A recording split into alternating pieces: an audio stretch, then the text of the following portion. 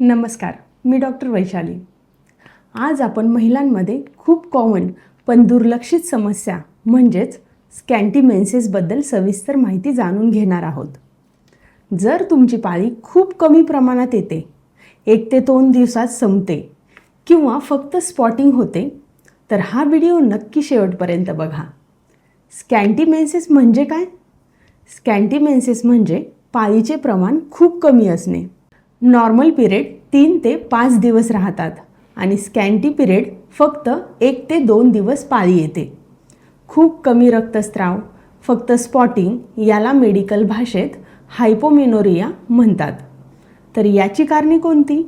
Hormonal imbalance, oestrogen कमी असणे, PCOS, weight issues, खूप वेट लॉस किंवा ओबेसिटी, स्ट्रेस आणि मानसिक ताण, जास्त टेन्शन, एन्झायटी, झोप कमी, थायरॉईड प्रॉब्लेम, हायपोथायरॉइडिझम किंवा हायपरथायरॉइडिझम, एक्सेस एक्सरसाइज किंवा जास्त जिम किंवा physical strain, contraceptive pills, birth control पिल्समुळे ब्लीडिंग कमी होऊ शकते, युटेरिन प्रॉब्लेम्स, एंडोमेट्रियल लाइनिंग पातळ असणे।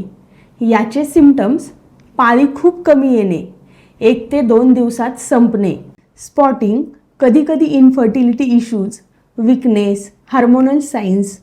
तर यामध्ये डायग्नोसिस कसे केले जाते?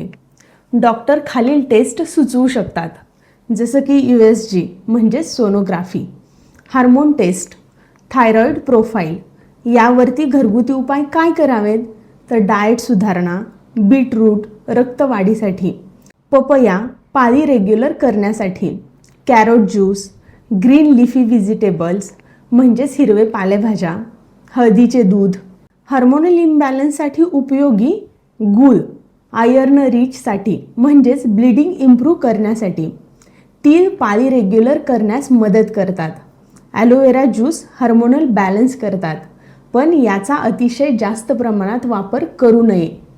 एक्सरसाइज आणि योगा, भुजंगासन, पेल्विक सर्क्युलेशन इम्प्रूव्ह करण्यासाठी करा, बुद्धा कोणासन म्हणजेच बटरफ्लाय पोज, युटेरस हेल्थसाठी, सेतुबंधासना हार्मोनल बॅलन्स करण्यासाठी, रोज 30 मिनिटे चालणे, प्राणायाम करा, ॲन्युलम विलोम करा। यामध्ये होमिओपॅथी कशी मदत करते?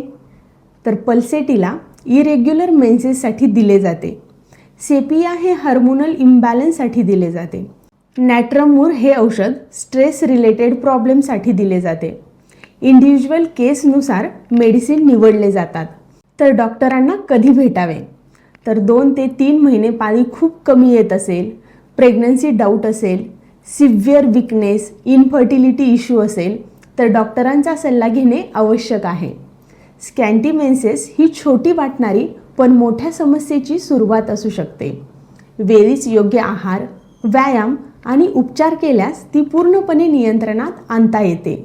आणि अशाच वेगवेगळ्या माहितीसाठी माझ्या YouTube चॅनलला सबस्क्राईब करायला विसरू नका।